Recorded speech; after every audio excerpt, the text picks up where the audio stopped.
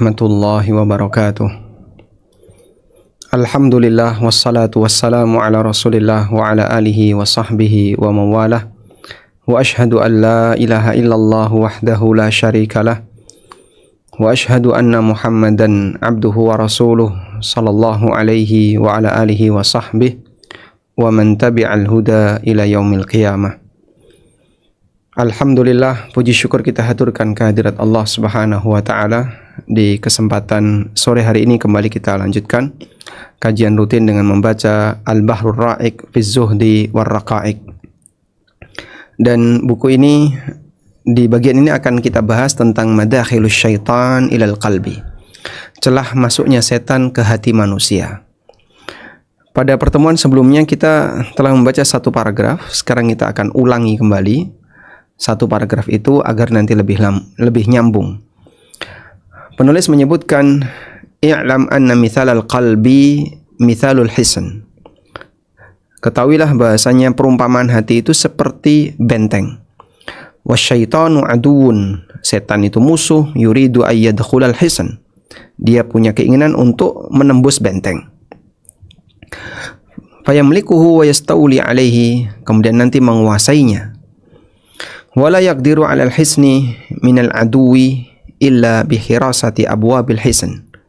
Dan musuh tidak akan mampu untuk menerobos benteng karena ada penjagaan di pintu-pintu benteng. Dan musuh tidak bisa menyerang kecuali melalui celah-celah wa mawadi'u thulmah, dan bagian lubang yang ada di benteng. Wala yaqdiru ala hirasati abwabihi man la yadri abwabahu. Dan orang tidak akan bisa mengetahui bagaimana cara menjaga pintu itu dengan baik kalau dia nggak tahu pintunya. Fahimayatul qalbi min wasaisyis syaitan, sehingga menjaga hati dari waswas setan wajibun, hukumnya wajib.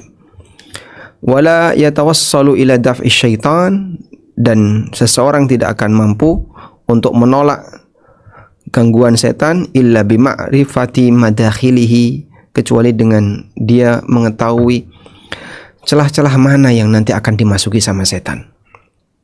Setan mempelajari pintu ini, setan mempelajari benteng ini. Dia pelajari dengan demikian detail dan mencari peluang sebisa mungkin untuk bisa menyusup masuk ke dalam benteng. Fasarat ma'rifatu madakhilihi wajibah, sehingga mengetahui celah setan bisa masuk hukumnya wajib. Kita harus tahu di celah mana setan itu bisa menyusup ke dalam hati. Wa madakhilus syaitan wa abwabuhu sifatul abdi. Dan celah yang dimasuki oleh setan adalah sifat-sifat yang ada pada hamba. Jadi kita perlu tahu sifat-sifat kita, kekurangan yang ada pada diri hamba, yang itu akan menjadi celah dimasukinya setan ke dalam hati kita. Wahiyya katsiratun, dan jumlahnya banyak. Walakinnana nushiru ilal abwabil azimah al-jariyah majrad durub. Dan di sini kita akan sebutkan beberapa pintu besar, celah-celah besar, ya, seperti lubang allati la tadiqu an kathratil junudi syaitan. Ya. Seperti lubang yang dia tidak bisa menampung banyak setan yang masuk. Jadi cari bagian lubang yang kira-kira setan bisa masuk. Mungkin dia masuk 3 setan, 5 setan, bukan masuk salah rombongan. Sekarang kita akan lihat. Famin abwabihil azimah, di antara pintu besar yang bisa menjadi celah masuknya setan adalah al-ghadabu wasyahwa, emosi dan syahwat. Fa innal ghadaba ghaulul aqli. Emosi itu, ghaul itu artinya hantu. Hantu bagi akal. Wa idza dha'ufa janadal aqla. Dan kalau akal itu lemah, maka wa idza dha'ufa janadal aqla hajama jundus syaitan wa mahma ghadabal insan laiba syaitanu bihi kama yal'abus sabiyyu bil qurrah.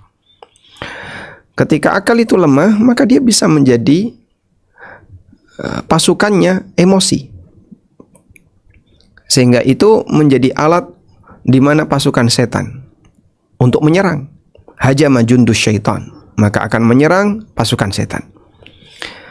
Wa mahma ghadibal insan, ketika manusia itu sedang emosi, laibas syaitan, maka setan akan mempermainkan bihi dia kama yal'abus sabiyyu bil qurrah, sebagaimana anak kecil mempermainkan bola.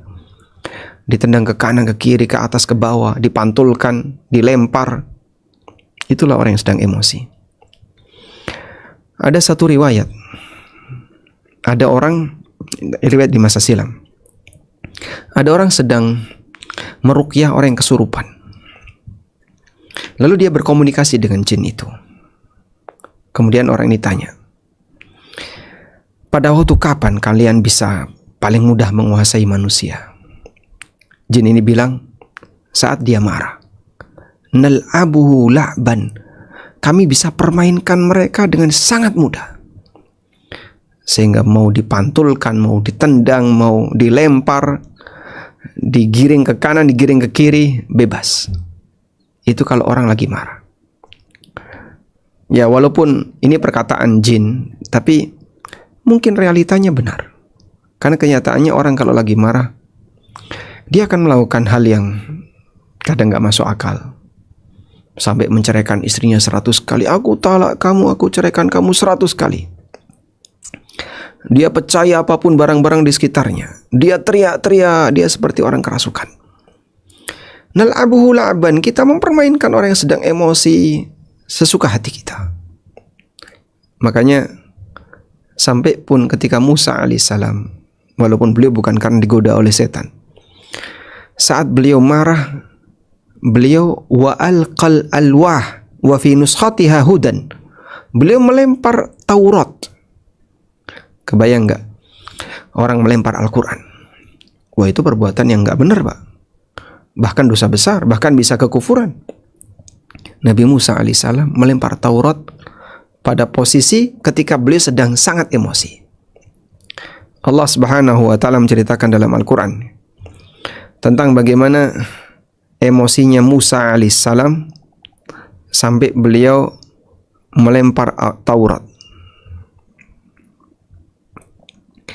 Di surat Al-A'raf 150, Allah Ta'ala berfirman, "Walamma raja'a Musa ila qaumihi ghadban asifa."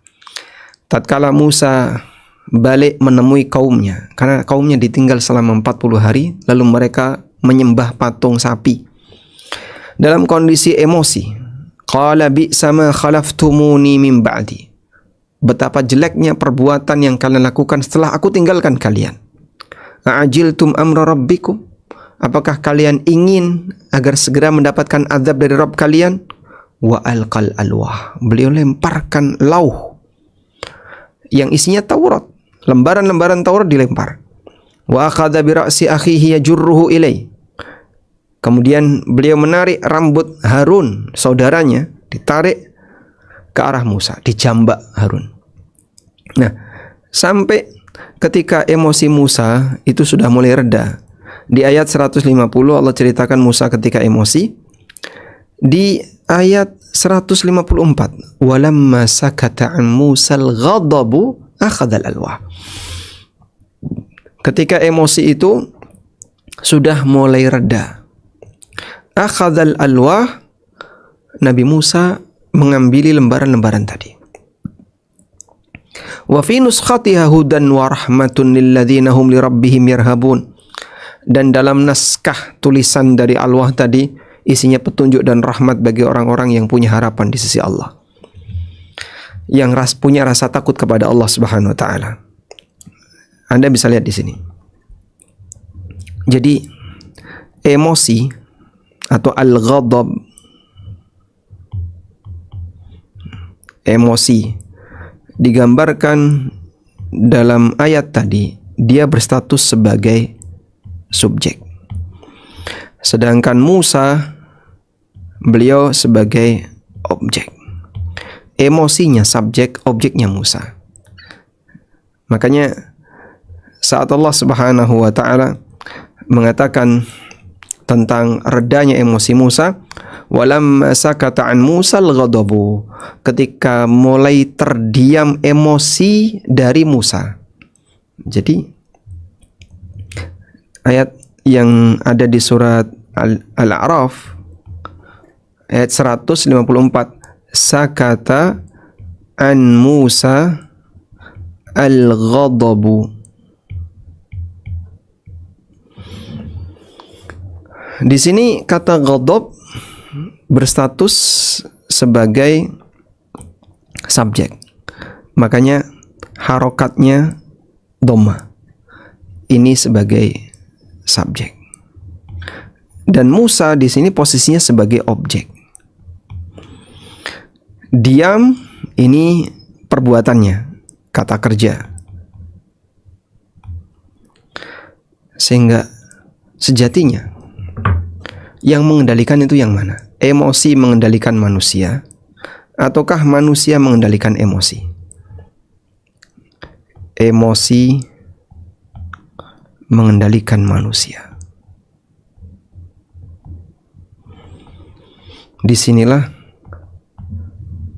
ancaman bahaya emosi ketika tidak diwaspadai.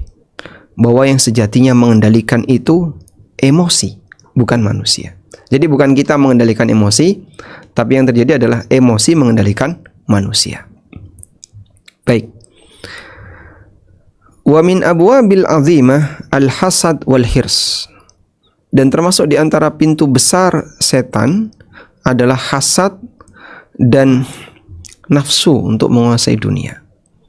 Famahma kana al-'abdu harisan, ketika seorang hamba itu terlalu bernafsu terhadap dunia, a'mahu hirsuhu wa asammahu, maka emosi dia, nafsu dia untuk menguasai dunia akan membuat buta dirinya dan membuat budak dia.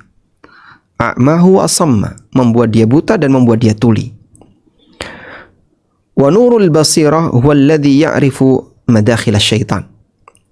Sementara cahaya basirah itulah yang bisa mengetahui di mana celah-celah setan.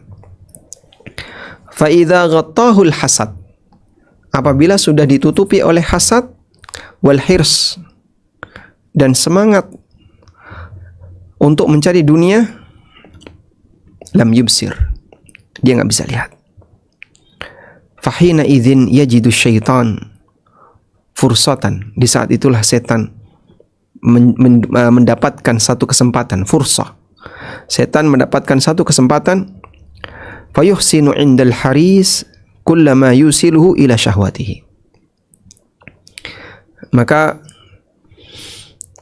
dia akan merawat orang yang punya semangat untuk mencari dunia tadi. Semua yang bisa mengantarkannya untuk mendapatkan syahwatnya. Wa in kana mungkaran fahisha, walaupun itu perbuatan mungkar dan perbuatan keji. Sehingga kadang dikasih semangat setan. Saat dia berusaha gagal pertama, kasih semangat. Gagal kedua, kasih semangat lagi. Gagal ketiga, kasih semangat lagi. Disitulah seseorang ketika mengejar keinginan untuk mendapatkan syahwatnya, terkadang gak berhenti berjuang. Jadi dia misalnya buka internet, nguang gitu ya. Itu kalau kajian ditutup itu YouTube-nya. Jadi pas kajian Pak Ustadz, kok suaranya nggak jelas, langsung tutup. Beda kalau hiburan. Kalau hiburan walaupun ngeluar loadingnya lama, ditungguin sehingga dia sabar untuk menantikan kesempatan bisa berbuat maksiat. Tapi nggak sabar pada saat dia sedang belajar atau sedang nonton kajian, tapi suaranya kadang timbul tenggelam, kadang hilang, kadang ada, kadang keras, kadang pelan. Matiin. Wa amal hirsu, dan motivasi untuk atau rakus terhadap dunia, faqad qala sallallahu alaihi wasallam, pernah diperingatkan oleh Nabi sallallahu alaihi wasallam, ma dzibani ja'ian ursila fi ghanam. Dua serigala yang lapar ketika dilepas di tengah kumpulan kambing. Kenapa Nabi SAW menyebut dua? Karena serigala itu kalau sendirian tidak lebih berani dibandingkan ketika ada teman. Jadi info yang pernah saya dapat ya, karakter anjing, kemudian serigala dan seterusnya, mereka ketika menyerang itu berkoloni. Beda seperti harimau. Kalau harimau sendirian dia berani, tapi anjing, serigala, dia tim berkoloni. Maka Nabi SAW menyebutkan dua serigala dan dua-duanya lapar ketika dilepas di tengah kerumunan kambing. Bi afzadalaha min hirsil mar'i 'alal mal wasyaraf lidini. Itu tidak lebih merusak dibandingkan semangat seseorang, dibandingkan keinginan seseorang untuk mendapatkan harta dan kehormatan yang bisa merusak agamanya. Jadi perumpamaan yang diberikan oleh Nabi SAW, ada dua serigala lapar. Dua serigala lapar. Di sini ada kerumunan kambing. Ada kerumunan kambing. Baik. Kerumunan kambing. Ini rakus dunia dan jabatan. Asyaraf. Di sini agama. Dua serigala lapar menyerang kerumunan kambing. Rakus dunia dan jabatan menyerang agama. Di sini akan muncul kerusakan. Satu, ini akan menimbulkan kerusakan. Dua. Nah, sekarang kebayang nggak? Mana kerusakan yang lebih besar? Kata Nabi SAW, kerusakan nomor satu, mungkin ada kambing yang digigit satu kakinya, ada kambing yang digigit kupingnya, ada kambing yang digigit apalagi, sehingga korbannya jadi banyak. Korban kambingnya banyak. Serigala ini mungkin tidak gigit satu, tapi dia gigit yang lain. Sehingga ada yang mati 3, mati sekian, sisanya ada yang pincang, sisanya ada yang robek perutnya. Ini tidak lebih merusak dibandingkan potensi kerusakan yang ditimbulkan oleh rakusnya seseorang terhadap dunia dan jabatan, yang itu bisa merusak agama. Sehingga kerusakan nomor 2 lebih besar dibandingkan kerusakan nomor 1. Itu yang diisyaratkan oleh Nabi SAW. Sekarang kita lihat, ada hadis ini sahih riwayat Tirmidzi, Ad-Darimi dan yang lainnya. Sehingga terkadang orang karena rebutan dunia sampai berubah agama. Sebagaimana yang pernah disabdakan Nabi SAW, yusbihur rajulu mu'minan wa yumsi kafira, wa yumsi rajulu mu'minan wa yusbihu kafira. Ada orang yang pagi harinya mukmin, sore jadi kafir.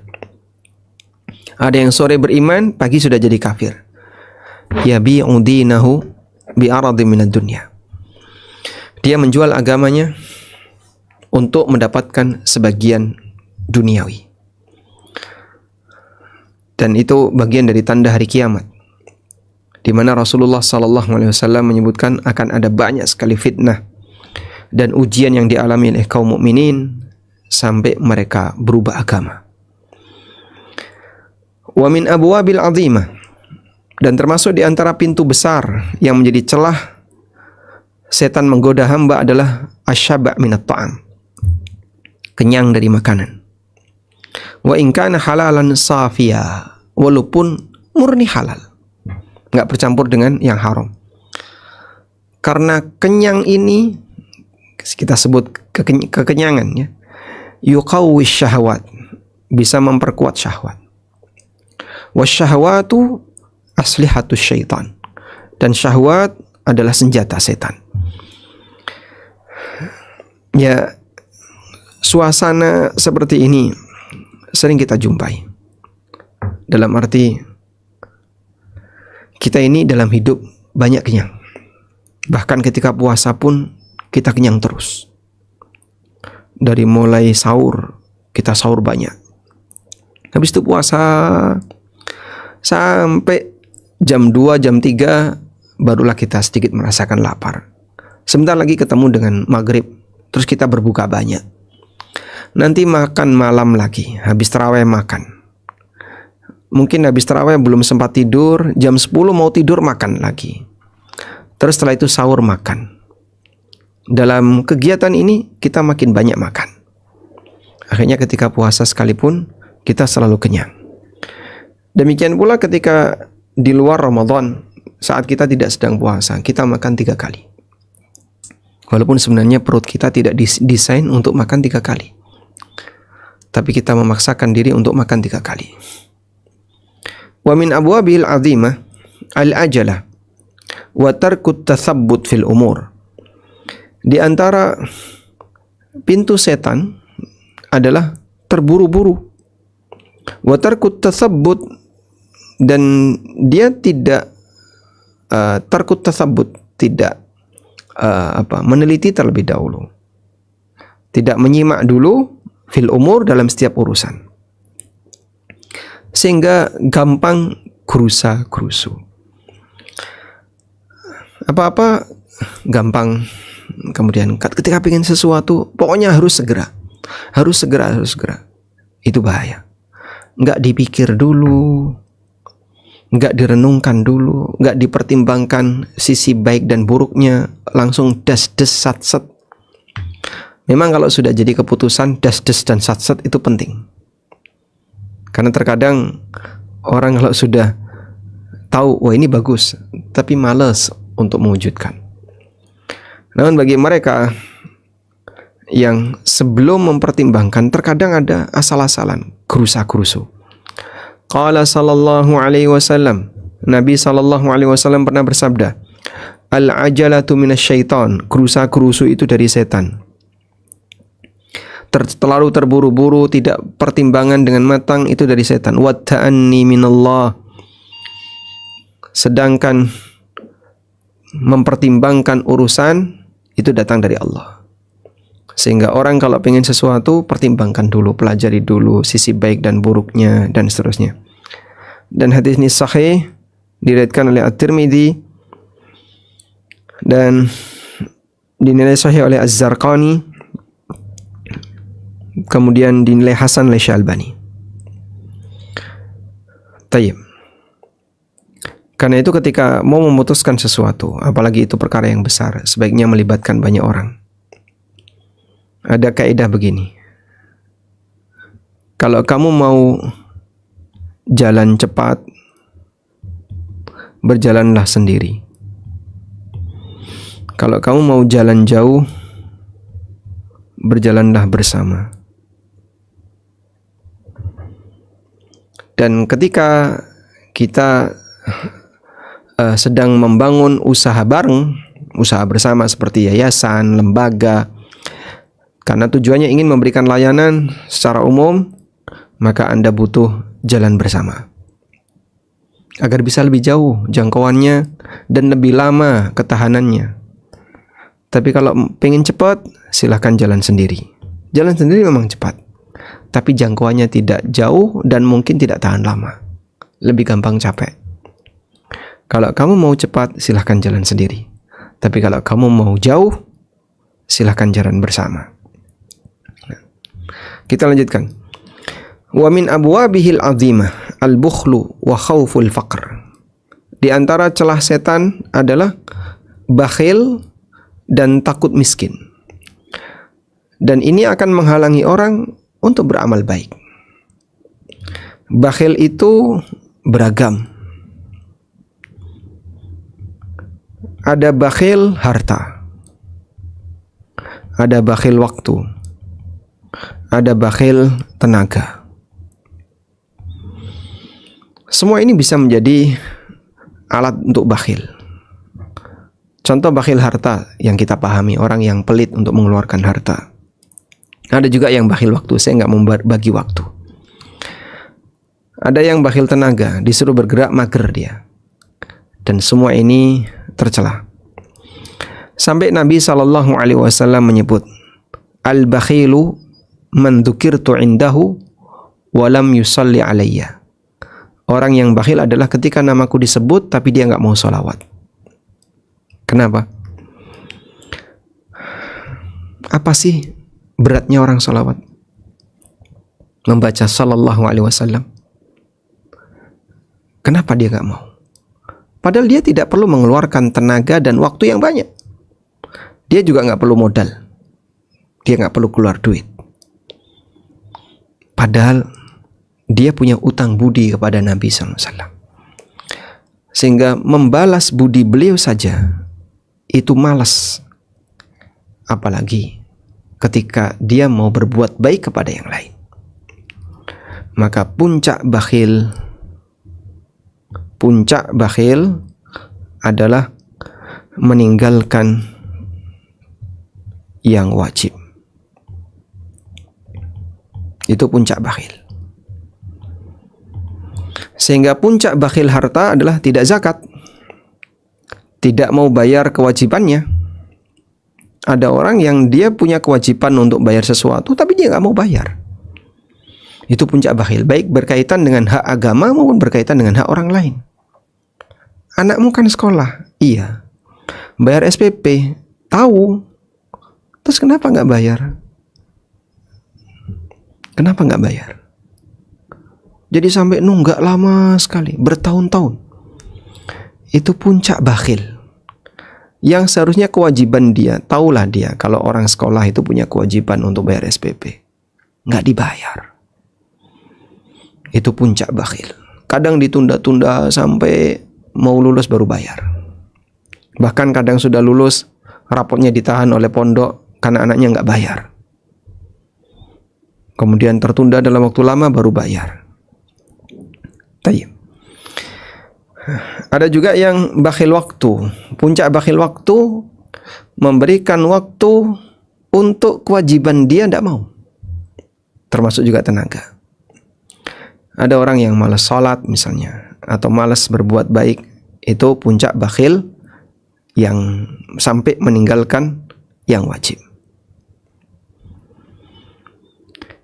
Fa inna dzalika yamna'u minal infaq wat tasdiq wa yad'u ila al-iddikhar wal kanz wal adzabil alim. Karena itu akan menghalangi seseorang untuk menginfakkan hartanya, mensedekahkan hartanya, dan mengajak orang untuk menyimpan harta, ya, menyimpan perbendaraan, dan ujungnya adalah azab yang menyakitkan. Karena Allah Subhanahu wa taala akan mengazab orang yang tidak mau bayar zakat. Allah Subhanahu wa taala berfirman, ketika ada orang yang dia tidak mau bayar zakat, yauma yuhma 'alaiha fi nari jahannam, atau di ayat sebelumnya ayat 34, walladzina yaknizuna adh-dhahaba wal fiddah wala yunfiqunaha fi sabilillah fabashshirhum bi'adzabin alim. Orang yang menyimpan emas dan perak dan tidak menginfakkannya di jalan Allah, berikan kabar kepada mereka dengan azab yang menyakitkan. Yauma yuhma 'alaiha fi nari jahannam, pada hari di mana harta itu akan dibakar di neraka jahanam, dijadikan setrika. Fatukwa biha jibahuhum, lalu disetrika batuk mereka, dahinya disetrika. Wa junubuhum, perut mereka. Wa zuhuruhum, setelah itu dibalik punggungnya mereka. Hadza ma kanastum. Kemudian disampaikan kepada orang yang nyimpen harta ini, hadza ma kanastum li anfusikum. Ini harta yang dulu kalian simpan, yang kalian sayangi. Fadzuqu ma kuntum taknizun. Rasakno dunya sing mbok simpen saiki dadi siksa. Rasakan apa yang dulu kalian sayangi dan apa yang dulu kalian simpan, Allah jadikan sebagai alat untuk siksaan baginya. Selanjutnya, wa minal abwabil azimah at-ta'assubu lil madzahib. Termasuk di antara pintu celah setan yang besar adalah fanatik terhadap kelompok tertentu. Wal ahwa wal hiqd 'ala al khusum wan nadhar ilaihim bi'ainil isdira' wal ihtiqar. membela hawa nafsu, kemudian kedengkian terhadap orang yang tidak satu kelompok dengannya, alal khusum, orang yang menjadi musuhnya. Menurut dia tidak satu kelompok itu musuh. Nah, saat dia melihat orang lain yang tidak satu kelompok, dia melihat bi'ainil izdira, dilihat dengan merendahkan, meremehkan, wal ihtiqar, menghina. Wah, dia itu apa? Nggak update, nggak ini. Wa dzalika mimma yuhlikul ibad. Dan itu bisa membinasakan hamba. Dan bisa mengantarkan hamba kepada kefasikan jami'an semuanya. Sehingga ada banyak kelompok 1, kelompok 2, kelompok 3, kelompok 4, masing-masing saling bangga dengan kelompoknya. Sehingga dia merasa bangga, kelompokku paling hebat. Ini juga sama, kelompokku paling hebat, kamu enggak. Dan masing-masing melihat ke arah kelompok yang lain kekurangannya. Sehingga kelompok 1 melihat kelebihan pada dirinya, dan dia melihat kekurangan kelompok lain. Semua seperti ini. Allah Subhanahu wa taala sudah kasih peringatan. Wala takunu minal musyrikin alladzina farraqu dinahum wa kanu syi'a. Kullu hisbin bima ladaihim farihun.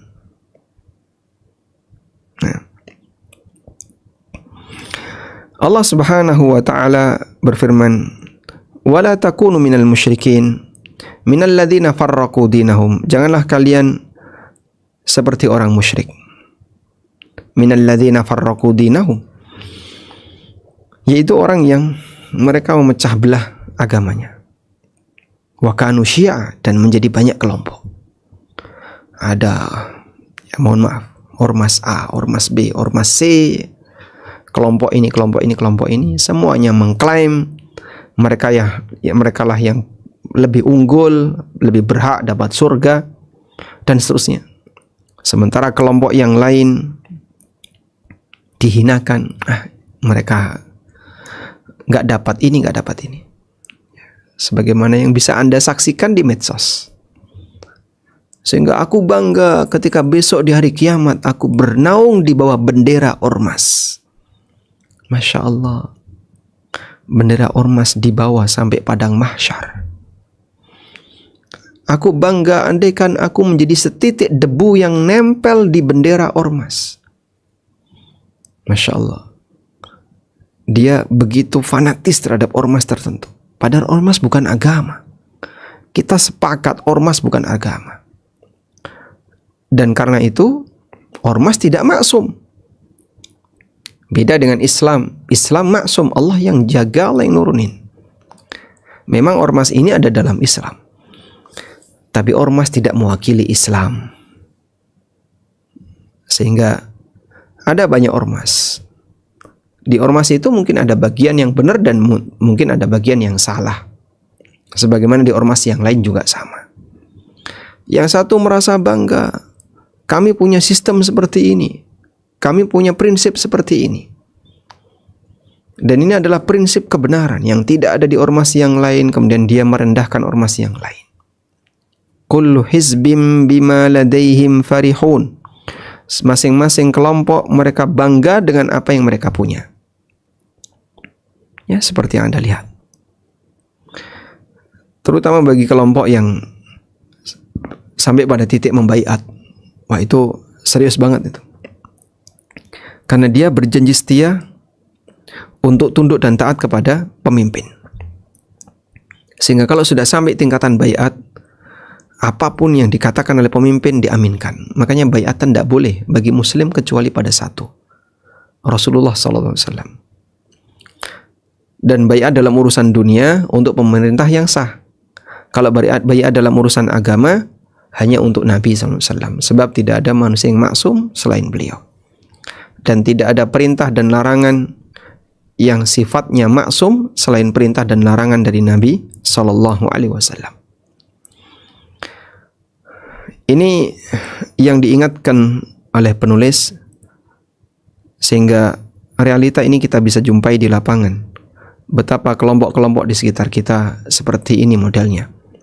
Fa inna ta'na fin nasi wal ishtighali bi dzikri naqsihim sifatun majbulatun fit tab'i min as-sifatis sab'iyah. Karena mencela orang, sibuk menyebut kekurangan orang lain, adalah sifat yang menjadi tabiat manusia, dan itu bagian dari sifat binatang. Menjadi karakter sifat binatang. Manusia punya sifat binatang. Sifat binatang liar. Nah, kadang itu muncul, dan salah satunya adalah menghina orang lain, merendahkan orang lain. Sementara merendahkan orang lain itu pertimbangannya hanya pertimbangan karena masalah fanatisme. Bukan karena pertimbangan bahwa tujuannya adalah untuk mendakwai orang lain. Walaupun mendakwai di posisi kita tidak menghina, mendakwai itu mengajak orang. Makanya Nabi SAW berdakwah dalam keadaan beliau tidak menghina. Dulu sahabat tuh menghina berhala, orang musyrikin. Tapi dibalas sama orang musyrik malah gak karu-karuannya. Mereka menghina Allah. Sampai dilarang oleh Allah, wala tasubbul ladzina yad'una min dunillah fayasubbullaha adwan bighairi ilm.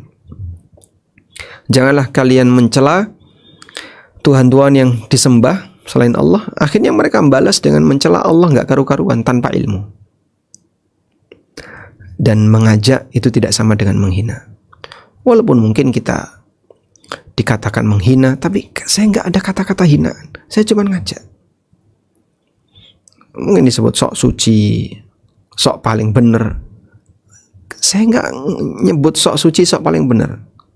Jadi sebagai contoh ya, ini pengalaman waktu umrah kemarin saat Ramadan. Kami pulang dari Masjid Nabawi menuju hotel. Saya bertiga waktu itu, saya dan 2 jamaah. Ketemu orang yang jamaah luar, kita tidak kenal. Dia kozak. Anda tahu kozak ya? Jadi cukur, sebagian digundul, sebagian gondrong, dikucir. Jadi rambutnya sampai bisa dikucir karena gondrong, tapi kanan kirinya gundul. Depannya gundul, kanan kirinya gundul, belakangnya dikucir. Terus saya sampaikan, Pak, boleh saya bicara sebentar? Mohon maaf Pak, Rasulullah SAW melarang qazak. Apa itu qazak mas? Mencukur sebagian, membiarkan sebagian. Makdek dia. Terus dia bilang, aku sudah umroh 3 kali, belum pernah ada yang mengingatkan seperti ini. Ya, saya cuma tinggal jalan aja, saya nggak ngubris dia ngobrol. Tapi dia ngikutin. Mas, kamu dari mana? Ya, saya sampaikan, saya dari Jogja. Kamu penduduk surga ya mas? Duh, kamu al-jannah. Saya langsung bilang, amin. Semoga jadi doa yang mustajab. Jadi, mungkin maksud dia, jangan sok jadi penduduk surga. Saat diingatkan, dia bilang seperti itu. Kita nggak pernah kenal. Saya cuma menyampaikan, qazak itu dilarang Nabi SAW. Dan potongan orang itu qazak. Dia nggak tahu qazak itu apa. Ketika kita jelaskan, mencukur sebagian, membiarkan rambut sebagian. Emosi dia. Tunggu dulu mas. Kamu penduduk surga? Masya Allah. Amin. Saya aminkan. Nah itu contoh nyata di mana seseorang terkadang mereka keberatan untuk diingatkan. Dan mereka menganggap bahwasanya ketika diingatkan itu, yang mengingatkan seperti orang yang sok suci. Nabi Lot alaihissalam, pada saat beliau mengingatkan kaumnya, mereka mengatakan, akhriju ala lutim min qaryatikum innahum unasun yatatahharun.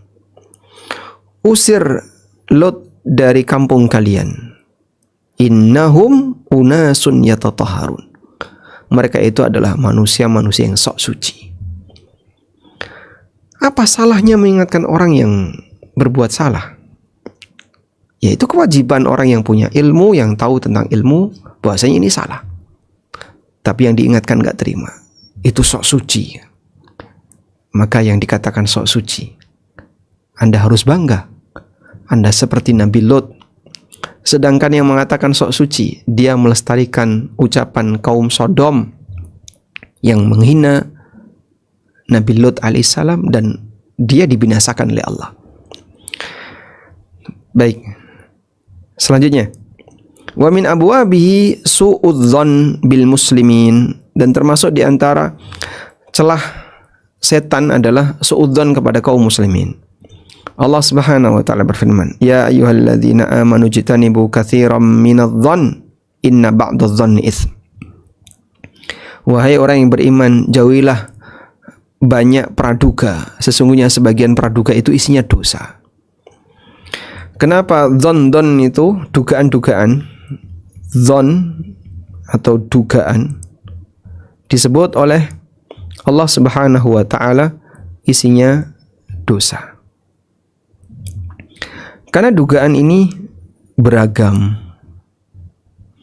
Dugaan 1, dugaan 2, dugaan 3, dugaan 4 gitu ya. Yang benar 1, ini benar. Nah, ini kan salah semua. Sehingga Anda misalnya punya dugaan terhadap orang tertentu. Jangan-jangan A, jangan-jangan B, jangan-jangan C, jangan-jangan D. Sehingga kita sudah menjustifikasi orang dengan aneka tuduhan. 1, 2, 3, 4. Dari sekian tuduhan mungkin yang benar 1, mungkin ya. Ada peluang benar 1. Kan tidak mungkin benar semua. Peluangnya benar 1. Di sini peluang benar 1. Sebab tidak mungkin benar semua. Nah, saat ada peluang benar 1, lainnya kan salah. Sehingga dugaan-dugaan lainnya statusnya salah. Ketika salah, maka disebut Nabi SAW, Allah mengatakan inna ba'dadh-dhonni itsm. Dalam hadis Nabi SAW mengatakan, iyyakum wadh-dhanna fa inna dhanna akdzabul hadits. Jauhilah dzan, karena dzan itu ucapan yang paling dusta. Sebab salahnya banyak. Dzan, dugaan, berarti dia menjustifikasi seseorang walaupun belum dinyatakan dalam hatinya atau dinyatakan ke orang lain. Jangan. Ada banyak sekali. Yang benar cuma 1, yang lainnya salah. Tayyib. Fal mu'min yatlubul ma'adzir wal munafiq yatlubul uyub. Mukmin itu punya karakter. Dia selalu memberikan uzur. Sedangkan munafik punya karakter, selalu mencari aib orang lain. Sehingga cara orang agar bisa berprestasi, cara berprestasi,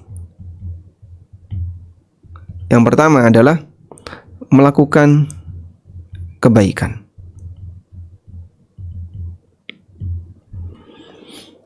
Yang kedua adalah merendahkan orang lain. Cara yang pertama ini benar, cara yang kedua ini salah. Agar orang bisa naik, seharusnya dia melompat. Tapi ada orang yang naik dengan nginjek orang lain. Sebenarnya dia nggak punya prestasi, tapi dia merendahkan yang lain biar dia di atas, biar dia kelihatan tinggi. Begitu ya. Ada 2 cara di mana orang bisa naik. Cara berprestasi agar bisa naik. Yang pertama, dia melakukan kebaikan, dia melompat. Dia melakukan kebaikan. Cara yang kedua, dia merendahkan yang lain biar dia kelihatan lebih di atas. Cara yang pertama benar, cara yang kedua salah. Nah, disinilah kita diajarkan bahwasanya munafik itu kerjaannya nyari aib orang. Karena dia nggak punya prestasi, Akhirnya biar kelihatan berprestasi, dia rendahkan orang lain. Fa in qulta famal ilaj fi daf'i syaitan. Kalau ada yang bertanya, terus gimana obat untuk menolak godaan setan? Wa yakfi fi dzalika dzikrullah ta'ala wa qaulul insan la haula wala quwwata illa billah. Apakah cukup dengan rajin zikrullah atau mengucapkan la haula wala quwwata illa billah? Maka beliau mengatakan, fa'lam, sadarilah, anna ilajal qalbi fi dzalika saddu hadhil madakhil. Obat untuk bisa, atau cara untuk bisa menyelesaikan itu adalah tutup semua celah bagi setan untuk masuk. Bitathhiril qalbi min hadhis sifatil madhmumah, dengan membersihkan hati dari semua sifat-sifat yang tercela. Wa dzalika mimma yutawwilu dzikruhu, dan mungkin itu perlu pembahasan yang panjang.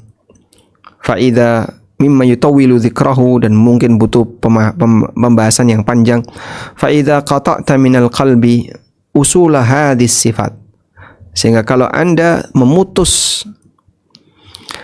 memutus akar dari semua sifat-sifat ini yang tercela, kana lisyaitani bil qalbi ihtiyazat wa khatarat wa lam yakun lahu istiqrar wa yamna'uhu minal ijtiyaz dzikrullah ta'ala.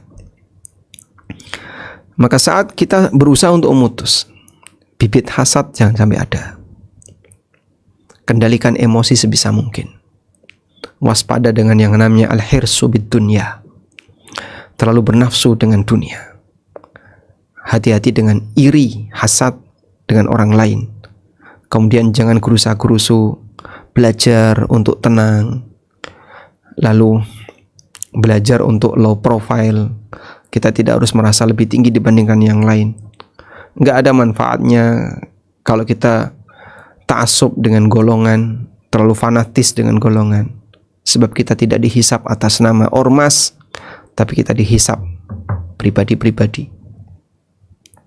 Nah, dengan cara seperti itu, kita berusaha untuk melatih diri, memperbaiki hati, agar semua potensi-potensi jahat tadi tidak semakin dominan, sehingga membuat manusia jadi punya celah untuk diserang setan. Dilobangi tembok karena sifat hasad, tembok dilobangi karena bernafsu terhadap dunia. Dan realita ini bisa kita jumpai. Fitnah menghantam masing-masing orang. Ada yang terfitnah sampai jatuh, ada yang terfitnah sampai nyungsep, ada yang dia mungkin berkali-kali sempat diserang dan mulai lemah, ada yang dia masih bertahan. Dan mungkin giliran kita, kalaupun kita masih bertahan, satu demi satu ada yang tumbang. Kita mohon kepada Allah Subhanahu wa ta'ala pelindungan dari fitnah yang bisa merusak hati. Allahumma inna na'udzubika min mudillatil fitan ma dhahara minha wa ma batan. Kalau hati sudah kita putus semua akar-akar sifat yang tercela tadi, maka setan tidak akan bisa untuk menguasainya, sehingga dia hanya bisa membisikkan, menggunakan khatarat, bisikan-bisikan. Walam yakun lahu istiqrar, tapi dia nggak punya tempat di sana. Dan salah satu di antara yang bisa menghalangi setan lewat melintas di benteng kita adalah zikrullah, dengan memperbanyak zikrullah. Karena hakikat dari zikir, la tatamakkanu minal qalbi illa ba'da imaratil qalbi bit taqwa. Namun zikir ini tidak akan bertahan dalam hati kecuali setelah kita perkuat hati itu dengan takwa, membersihkannya dari sifat-sifat yang tercela. Wa illa, karena kalau tidak, fayakunu dzikru haditsan lin nafsi, Kalau zikir ini kalau hati tidak dikuatkan pondasinya, sehingga zikir itu seperti perabotan yang kita pasang dalam rumah. Dan aneka Anda tahu aci di tembok, aci yang kita pasang di tembok. Nah, kita ngaci tembok, tapi ada batu bata yang lobang, sehingga mungkin tertutup dengan aci. Namun dia tidak bisa bertahan lama. Dipukul bisa jadi jebol. Ya. Maka kuatkan dulu temboknya, baru kemudian kita kasih aci. Itulah zikrullah, agar nanti angin tidak bisa masuk, kemudian apalagi air tidak bisa masuk karena temboknya diaci. Nah, kalau kemudian temboknya nggak kuat tapi sudah diaci, fayakunu dzikru haditsan lin nafsi la sultana lahu 'alal qalbi. Maka zikir itu hanya sebatas lintasan batin dan tidak punya kekuatan untuk nempel di hati. Fala yadfa'u sultanu syaitan. Fala yadfa'u sultana syaitan, sehingga tidak bisa menghalangi kekuatan setan. Walidzalika qala ta'ala, karena itu Allah Ta'ala berfirman, innal ladzina taqaw, sesungguhnya orang yang bertakwa, idza massahum ta'ifatum minasyaitani tadzakkaru, apabila dia disentuh oleh sekelompok setan, tadzakkaru, mereka langsung ingat, fa idza hum mubsirun, sehingga mereka bisa melihat. Masya Allah. Maka saat setan menyerang, dia langsung sadar ada serangan, kemudian diperkuat pertahanan. Wallahu a'lam. Nah, nanti kita akan baca lanjutannya. Nampaknya cukup menarik dari apa yang dibuat oleh penulis, permisalan-permisalan yang dibuat oleh penulis di sini, sehingga bisa memberikan gambaran kepada kita bagaimana cara kita untuk bisa membentengi diri dari godaan setan yang berusaha untuk menguasai hati.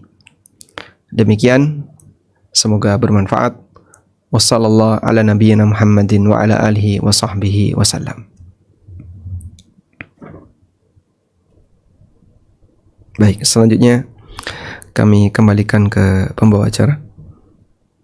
Baik Ustadz, jazakumullah khairan Ustadz atas ilmu yang disampaikan. Izin bacakan pertanyaan Ustadz. Bismillah. Assalamualaikum warahmatullahi wabarakatuh ya Ustadz. Waalaikumsalam warahmatullahi wabarakatuh. Apakah yang menjadi batasan seseorang dikatakan bakhil Ustadz? Apakah menabung untuk menyiapkan masa depan dengan mengalahkan beberapa infak sunnah itu termasuk bakhil Ustadz? Jazakumullah khairan. Bakhil itu bertingkat, dan bakhil yang paling parah adalah ketika seseorang tidak mau menunaikan kewajiban. Baik kewajiban berkaitan dengan harta, berkewajiban berkaitan dengan badan, kewajiban berkaitan dengan waktu, dan seterusnya. Nggak mau sholat itu bakhil. Tidak mau membantu orang lain yang berbuat baik, itu bakhil. Dia bisa untuk membantu, tapi dia nggak mau bantu sama sekali, sehingga menelantarkan orang yang mau berbuat baik. Ada bakhil yang di bawahnya, yaitu ketika dia memang tidak sampai pada derajat wajib, namun dia tidak terlibat sama sekali dalam amal sunnah, sehingga dia ketinggalan banyak hal. Padahal kalaupun itu dikeluarkan tidak mempengaruhi dan tidak menggoyang kebutuhannya. Dia masih bisa hidup normal, dia masih bisa misalnya makan enak, dia masih bisa beristirahat. Tapi karena saking bakhilnya dia nggak mau ngasih. Ini bakhil tingkatan kedua. Memang tidak sampai pada tingkatan wajib, tapi dia jadi nggak punya kesempatan apapun untuk beramal, karena dia nggak mau ngasih apapun. Nah, bakhil yang kedua ini disebut bakhil, tapi tidak sampai menyebabkan dia berdosa. Dia tercela. Tapi ini kalau tidak segera diobati bisa sampai yang pertama. Maka ada orang yang kadang mungkin dia nggak punya keinginan untuk beramal mengeluarkan harta, sampai pada tingkatan dia tidak mau menunaikan kewajibannya, karena penyakit itu bisa makin parah. Maka mengobati bakhil minimal ya misalnya tabungan saya sekian, ini kalaupun saya keluarkan sekian, insya Allah juga nggak begitu pengaruh. Udah keluarin aja. Jangan sampai kemudian gara-gara sifat bakhil itu sepeser pun kita nggak mengeluarkan. Nah, jadinya kita tidak punya keterlibatan apapun di sana. Wallahu a'lam. Baik, sedikit sebagai tambahan. Pada pertemuan sebelumnya, kami menyebutkan ada orang yang bangga dengan ilmu, tapi sampai menghalangi dia untuk mendapatkan hidayah. Ini disebutkan oleh Allah Subhanahu wa Ta'ala di akhir dari surat Ghafir. Allah Subhanahu wa Ta'ala menyebutkan tentang fenomena ada orang yang bangga dengan ilmunya, tapi sampai menghalangi dia untuk dapat hidayah. Di surat Ghafir ayat 83. Falamma ja'athum rusuluhum bil bayyinat farihu bima 'indahum minal ilm. Ayat ini yang saya maksud kemarin ya. Ketika datang para rasul dengan membawa kebenaran, mereka merasa bangga dengan ilmu yang mereka miliki. Sehingga saat mereka bangga dengan ilmu yang mereka miliki, justru menghalangi dia untuk mengikuti kebenaran. Ilmu yang dimaksud di sini adalah pengetahuan yang dimiliki oleh orang Yahudi, ahli kitab. Mereka merasa, aku lebih pintar daripada kalian. Aku sudah baca Taurat, aku sudah baca kitab, dan lebih tahu tentang agama daripada kalian. Lalu menghalangi mereka untuk tunduk kepada Rasulullah SAW, yang dianggap Muhammad itu orang baru. Pengikutnya juga orang-orang bodoh, nggak ngerti tentang agama yang sebenarnya. Kebanggaan itu ada pada pendeta Yahudi. Nah, mungkin di zaman sekarang kita bisa jumpai orang kayak gitu. Mereka merasa bangga dengan pengetahuan yang dia punya. Bukan pengetahuan dunia, pengetahuan agama. Dia bisa atau tahu kitab ini ya. Tapi itu hanya wawasan. Dan kenyataannya saat ada kebenaran, ini jelas-jelas benar. Itu bagaimana caranya biar kebenaran dibuat kabur, dibuat nggak jelas, bias, terus ditolak. Subhanallah. Dan bisa jadi karakter ini mirip seperti kondisi karakter Yahudi. Kebenaran datang tapi ditolak karena dia merasa dia lebih berilmu, saya lebih ngerti daripada mereka dan seterusnya. Wallahu a'lam. Baik, selanjutnya. Jazakumullah khairan Ustaz atas jawabannya. Pertanyaan berikutnya Ustaz. Bismillah, ahsanallahu ilaikum ya Ustaz. Barakallahu fiik. Kadang saya merasa hati saya baik-baik saja Ustaz, tetapi ternyata sudah mulai terpengaruhi dengan hal-hal yang buruk. Bagaimana cara mengenali bahwa hati itu sudah dimasuki celah setan Ustaz? Jazakumullah khairan. Ada kesadaran seperti ini tidak semua orang punya ya. Sehingga saat kita sadar, saya merasa sudah baik-baik saja. Ternyata, saat dia sudah menyadari ternyata ada sisi celah di sini, sisi celah di sini, dan seterusnya. Waktu muncul kesadaran itu, syukurilah, walhamdulillah. Itulah pematik hidayah yang Allah berikan kepada kita, agar kita tidak merasa sudah di posisi ideal, padahal sebenarnya masih banyak kesalahan. Lalu dari mana kita bisa tahu kalau ada sisi celah dimasuki setan? Orang yang bisa melihat dirinya, itulah orang yang akan selalu sadar akan kekurangannya. Allah Subhanahu wa Ta'ala menyebutkan masing-masing orang sebenarnya dia tahu keadaan dirinya, walau alqa ma'adzirah, meskipun mungkin dia punya banyak alasan. Allah Ta'ala berfirman ya, di surat Al-Qiyamah, balil insanu ala nafsihi basirah walau alqa ma'adzirah. Orang sudah bisa melihat dia sendiri. Balil insan ala nafsihi basirah. Kau bisa lihat, kau bisa nilai dirimu sendiri. Kira-kira kau sudah baik belum? Kayaknya masih jauh. Kayaknya masih banyak yang kurang. Nah, di saat dia tahu kalau dia masih banyak yang kurang, alqa ma'adzirah, dia penuh dengan alasan. Banyak alasan. Sehingga yang jelas salah itu masih cari-cari peluang, alasannya apa yang kira-kira untuk bisa membenarkan. Cari pembelaan. Akhirnya justru itu akan menutupi kemauan dirinya untuk memperbaiki. sehingga dia mempertahankan kesalahan dan minta orang lain untuk memahami. Kekurangan saya memang ada di sini ya. Kamu gimana lagi? Kau harus paham sama aku. Ya, terus kenapa kamu sendiri yang nggak berubah? Nah, maka bisa jadi ada celah dikuasai setan. Maka saat kita sudah punya kesadaran, aku merasa sudah benar tapi ternyata masih banyak yang salah. Alhamdulillah ada kesadaran itu, tolong segera dirawat. Lalu benerin bagian yang kurang. Dan kadang perlu juga minta saran dari yang lain. Kira-kira menurut kamu yang kurang dari aku apa? Yang perlu saya benerin apa? Perlu seperti itu. Al-mu'min mir'atu akhihi. Mukmin itu seperti cermin bagi saudaranya. Sehingga terkadang Anda juga perlu tanya sama teman-teman di sekitar Anda. Ada nggak masukan untuk saya? Ada nggak saran untuk saya? Karena dia yang tahu kita, bagaimana interaksi kita. Dari saran dan masukan itu, mudah-mudahan nanti kita bisa lihat sisi kekurangan kita. Wallahu a'lam. Jazakumullah khairan Ustaz atas jawabannya. Pertanyaan berikutnya Ustaz. Bismillah. Assalamualaikum Ustaz. Barakallahu fiik. Qadarullah, kedua orang tua kami bercerai Ustaz, dan ayah kami tidak menafkahi anak-anaknya. Apakah hal demikian termasuk bakhil Ustaz? Jazakumullah khairan. Iya, ini termasuk bakhil.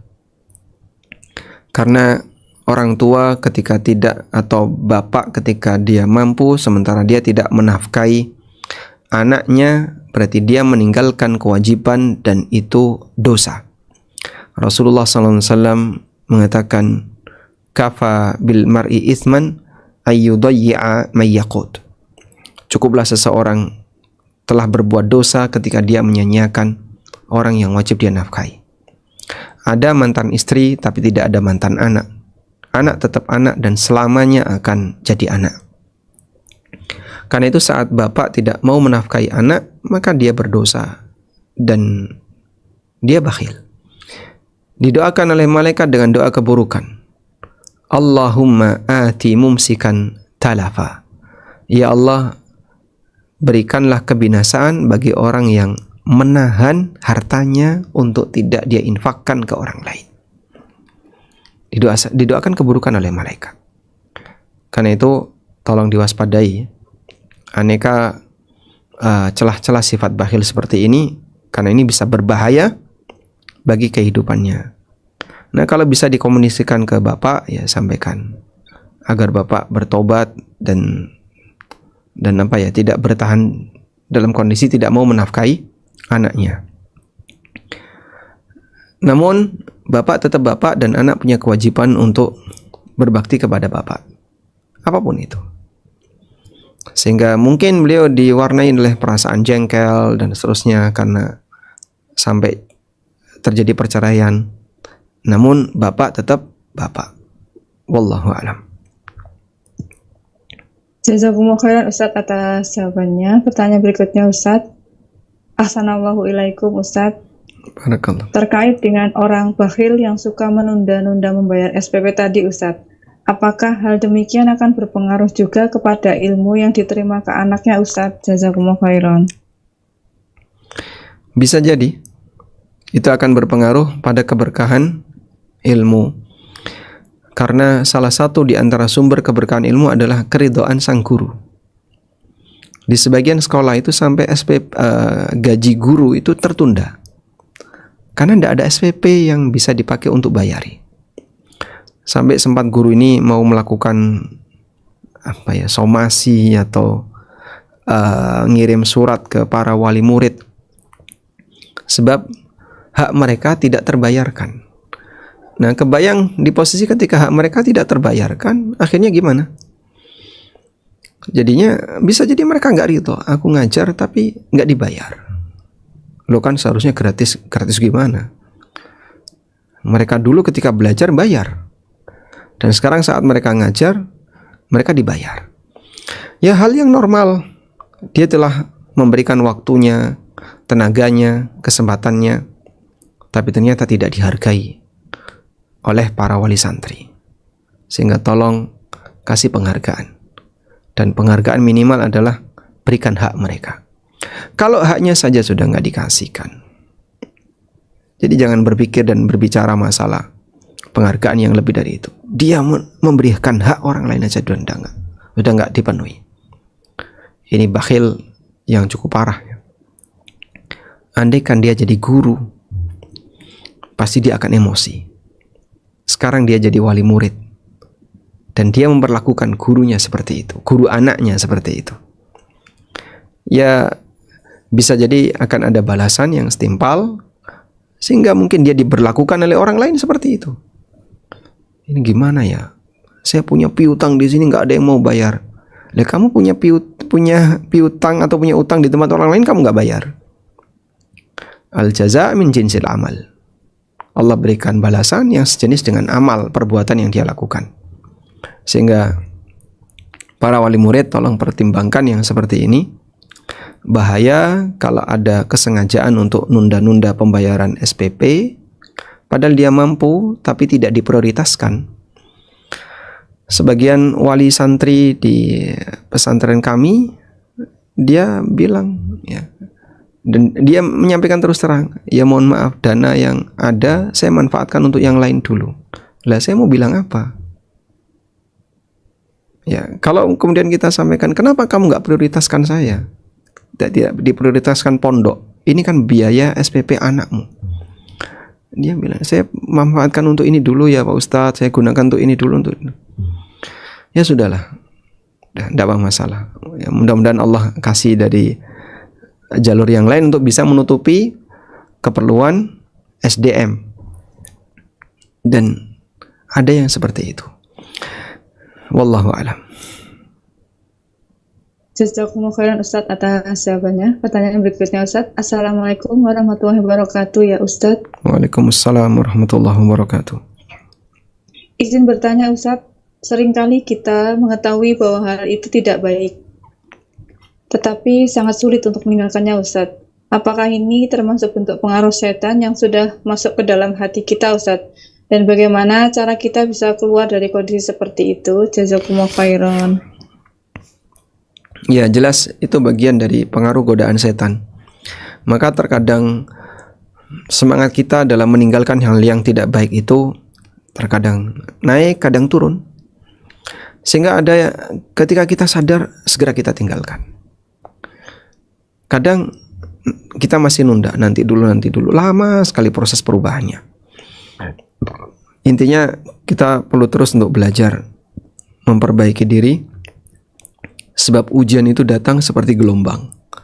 Anda lihat gelombang di laut, kadang besar, kadang kecil, tapi nggak berhenti, terus berdatangan, silih berganti. Gelombang 1 kita bisa bertahan, gelombang 2 kita bisa bertahan, kadang besar sampai kita goyang, kadang kecil kita pun goyang. Kalau yang pakai gelombang kecil saja kita udah goyang, apalagi gelombang yang besar. Sehingga butuh berlatih untuk sabar dalam memegang kebenaran, mengamalkan ilmu yang sudah diketahui setahap demi setahap. Sebagian di antara ummahat, ibu-ibu ketika diberitahu mereka masih keberatan. Karena bertabrakan dengan kebiasaan yang dia lakukan. Tapi sebagian ada yang sudah siap menerima, sehingga dia mau berubah. Beragam yang terjadi. Selalu minta hidayah kepada Allah dan bimbingan serta pelindungan dari setan. Wallahu a'lam. Jazakumullah khairan Ustadz atas jawabannya. Pertanyaan berikutnya Ustadz. Assalamualaikum warahmatullahi wabarakatuh ya Ustadz. Waalaikumsalam warahmatullahi wabarakatuh. Bagaimana Ustadz cara menjaga hati agar tetap kuat, terutama saat kita sedang lemah, sedih, atau banyak masalah Ustadz? Jazakumullah khairan. Saat kita sedang sedih, kita sedang lemah, yang perlu kita lakukan adalah kenali dulu jenis kesedihan yang Anda alami. Kalau sedihnya Anda karena Anda kehilangan sebagian nikmat dunia, misalnya ada barang kita yang hilang, atau sumber pendapatan kita hilang, atau mungkin sumber pendapatan suami hilang, suami saya dikeluarkan dari kerjanya, sekarang nggak punya sumber pendapatan, atau susah dari sisi ekonomi, atau karena sakit, atau karena apa. Nah, setelah mengenali itu, kan berarti sisi sabar seperti apa yang perlu kita lakukan. Sehingga kita memberikan penyelesaian terhadap kondisi hati kita sesuai pada tempatnya. Ada yang dia sedih karena sedang sengketa dengan orang, gak nyaman. Baik, pilihannya dua, maafkan, selesaikan, atau Anda berikan hukuman jika dia salah. Sehingga jangan kemudian dijadikan beban. Misalnya yang bersangkutan, kau bisa menghukum. Dah, aku gak mau ngasih hukuman ke dia. Kalau begitu maafkan, aku gak maafin. Akhirnya dongkol. Cuman jadi dongkol. Jadi penyakit batin. Ada juga yang dia sedih karena faktor yang lain. Tapi intinya, pertama, coba berlatih untuk sabar dan kembalikan kepada takdir. Semuanya sudah Allah takdirkan. Sehingga kalau masalahnya adalah berkaitan dengan kurangnya ekonomi, sisi kekurangan di sini, Anda bisa selesaikan dengan iman kepada takdir. Kalau masalahnya sengketa dengan orang lain, ya segera dilepaskan. Buat hati kita plong, itu lebih nyaman. Kadang saat kita sedang jengkel sama orang, cuman disimpan-simpan aja, itu nggak beres, nggak membuat hati Anda jadi tenang. Begitu Anda ketemu salaman, sudah salaman, saling senyum, mungkin mu'anaqah, berangkulan, selesai sudah. Cipika-cipiki, selesai. Sudah. Karena memang salam dan salaman yudhibul ghil, bisa menghilangkan permusuhan. Dan hati kita jadi plong. Ada salah satu bapak yang berantem dengan anaknya. Terus dia bilang, aku kalau lagi tegang sama anak, demam beliau. Sehingga sebenarnya yang beliau harapkan itu anaknya minta maaf sama beliau. Tapi anaknya ditunggu gak minta maaf. Cuman sepanjang dia masih tegang sama anak, itu orangnya demam. Terus dia bilang, daripada saya bertahan demam, saya minta maaf. Aku minta maaf Yole, minta maaf ya nak. Begitu dia minta maaf, plong, selesai, demamnya sembuh. Masya Allah. Karena ghil itu bisa hilang dengan minta maaf. Cuman kan kadang orang terasa berat ya untuk ngomong minta maaf. Dan juga terkadang berat untuk memaafkan. Mana yang lebih berat? Minta maaf atau memaafkan? Dua-duanya berat, Pak. Itu kaitannya dengan gengsi. Gengsi aku. Kenapa aku yang harus minta maaf? Kenapa aku harus memaafkan? Buang gengsi itu. Karena gengsi ini yang membuat hati kita jadi gak nyaman. Saat Anda gak punya masalah sama siapapun, hidup ini akan terasa sangat nyaman. Tapi kalau Anda sering punya masalah dengan siapapun, hidup akan terasa sempit. Kesini tabrakan, kesana tabrakan. Wallahu a'lam. Jazakumullah khairan Ustadz atas jawabannya. Pertanyaan berikutnya Ustadz. Assalamualaikum warahmatullahi wabarakatuh ya Ustadz. Waalaikumsalam warahmatullahi wabarakatuh. Dalam berdakwah atau belajar ilmu agama, kita pasti mengikuti guru atau manhaj tertentu Ustadz. Bagaimana cara agar kita tetap istiqomah dalam kebenaran tanpa jatuh kepada sifat fanatik yang menutup hati Ustadz? Jazakumullah khairan. Jika Anda adalah seorang pembelajar, maka kedepankan karakter bahwa ilmu itu tidak mengenal jumud. Jumud itu artinya beku. Al-ilmu la ya'riful jumud. Ilmu itu tidak mengenal jumud. Sehingga Anda tidak boleh berhenti belajar di satu titik tertentu. Memang Anda belajar melalui metode guru tertentu atau mazhab tertentu. Tapi itu bukan akhir dari segalanya. Terus belajar. Nah, di saat terus belajar itulah insya Allah akan menghalangi kita untuk fanatis tadi. Dan kita terbuka dengan kebenaran. Walaupun mungkin kebenaran itu datang dari orang lain, bahkan datang dari lawan kita. Saya dulu nggak debat sama dia atau tegang sama dia dalam urusan tertentu. Nah, saat debat mungkin dia menyampaikan sebuah argumen yang membuat kita jadi paham. Oh, baru tahu saya kalau seperti itu. Kayaknya dia ini yang selama ini saya belum tahu. Ini benar nih. Akhirnya kita berubah. Dan kita nggak malu. Ya, saya jadi berubah pendapat. Loh, kok sekarang malah ikutan dia? Mungkin orang lain komentar kayak gitu.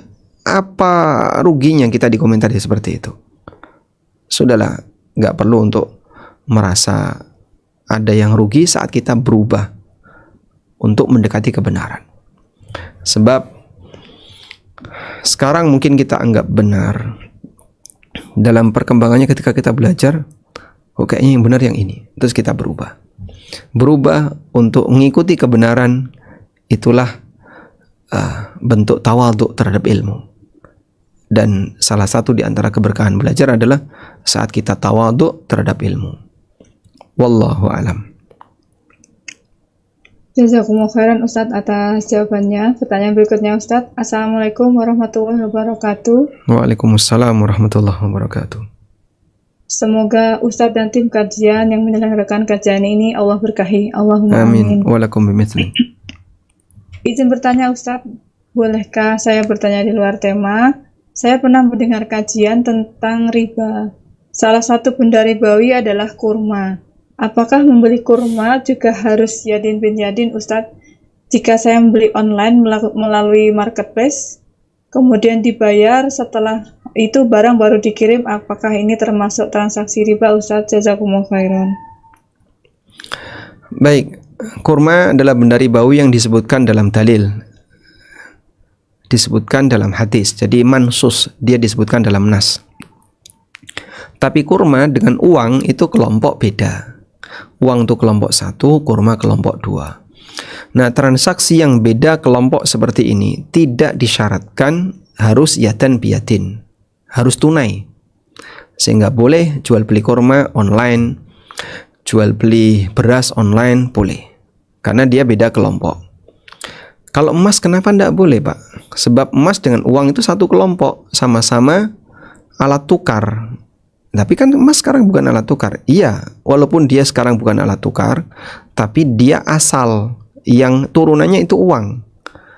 Sehingga hukum uang yang kita pakai sekarang itu mengikuti hukum emas. Kenapa mengikuti? Karena dia satu kelompok, satu ilah. Oleh karena itu, mengingat dia satu kelompok, maka disyaratkan oleh Nabi SAW, فَإِذَا اخْتَلَفَتْ هَذِي الْأَصْنَافِ فَبِيعُوا كَيْفَ شِئْتُمْ مَا دَامَ يَدًا بِيَدٍ. Kalau terjadi perbedaan jenis selama satu kelompok, boleh ada selisih kuantitas مَا دَامَ يَدًا بِيَدٍ selama dilakukan dari tangan ke tangan. Wallahu a'lam. Baik. Jazakumullah khairan Ustadz atas jawabannya. Apakah masih boleh membacakan pertanyaan Ustadz? Ya, satu lagi. Baik Ustadz. Bismillah, ahsanallahu ilaikum Ustadz.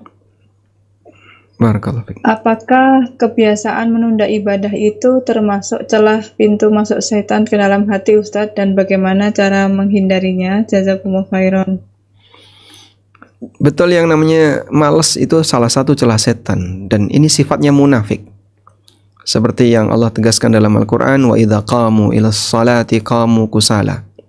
Orang munafik itu kalau salat mereka malas-malasan. Dan salah satu bentuk malas adalah menunda. Nanti dulu. Nah, makanya kalau terjadi seperti ini, segera diatasi, paksa. Pemaksaan itu penting. Kadang saya sendiri juga mengalami itu. Saya nggak mungkin ngantuk apa-apa, tapi harus dipaksa. Nah, saat memaksa itu gunakan alat bantu. Apa?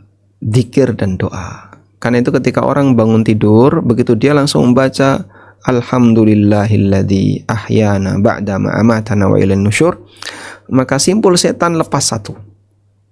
Kemudian dia ambil wudu, simpulnya lepas satu lagi. Lalu dia sholat, simpulnya lepas. Saat semua simpul sudah lepas, faqama nasyitan, maka dia akan seger badannya sehingga bisa beraktivitas di waktu pagi dengan maksimal. Wallahu alam. Demikian, semoga apa yang kita bahas ini bermanfaat. Wassallallahu ala nabiyyina Muhammadin wa ala alihi wa sahbihi wasallam. Wa akhiru da'wana alhamdulillahi rabbil alamin. Wassalamualaikum warahmatullahi wabarakatuh.